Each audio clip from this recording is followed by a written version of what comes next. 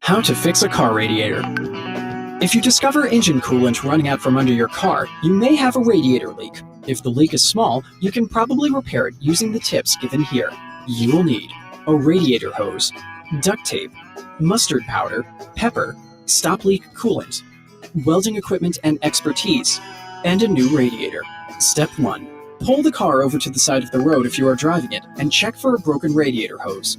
In an emergency, you may be able to repair it with duct tape.